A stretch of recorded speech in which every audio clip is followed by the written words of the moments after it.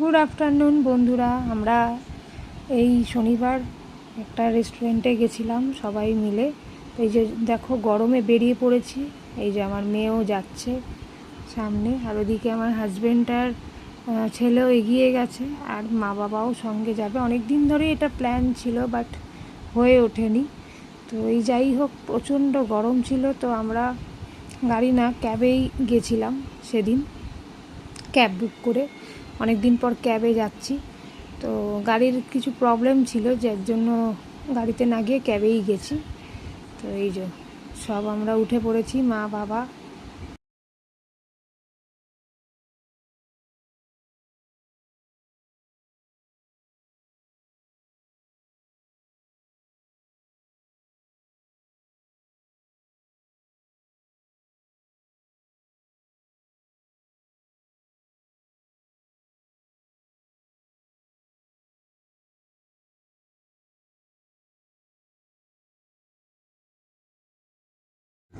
তো এই যে আমরা চলে এসেছি কোথায় বলো তো, হোটেলে। এর আগেও অনেকবার এসেছিল, তো মায়ের ইচ্ছে ছিল যে অনেক দিন ধরে আবার যাব। তো যথারীতি চলে এসেছি। এই যে আমরা সবাই মিলে যাচ্ছি এখন গঙ্গা নদী দেখতে দেখতে, খুব সুন্দর লাগে। এই যে ঢুকে গেছি এখন আমরা হোটেলের ভিতরে। এবারে লিফটে করে উঠবো। এই যে হাজব্যান্ডরা আগেই উঠে গেছিলো, আমি মেয়ে আর মা তিনজনে মিলে এবারে লিফটে করে উঠবো। এই যে চলো আমরা তিনজনে জাস্ট দেখছি আর লিফটের অপেক্ষা করছি। এবারে এই লিফটে করে উঠে ওপরে যাব। এই যে দেখো চলে এসেছি, সবাই হাই করো, হাই করলো।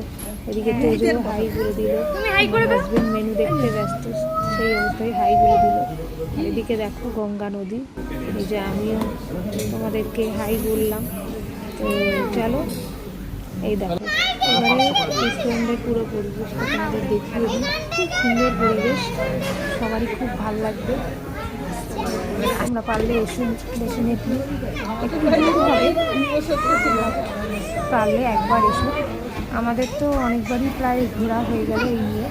তো এই যে মেয়ে আর তোজো খেলতে ব্যস্ত, আর আমি এই দিকে লঞ্চগুলো যাচ্ছে যে গঙ্গা নদীর উপর দিয়ে, সেইগুলো দেখতেই ব্যস্ত ছিলাম। এত রোদে গরমে এইসব নদীর ধারের সামনে বসে লাঞ্চ করার মজাটাই আলাদা। বেশ গঙ্গার হাওয়াও দিচ্ছিল, ভিতরটা যদিও বা এসিই ছিল, তবুও একটু রোদের তাপ তো ছিল। আর শনিবার দিন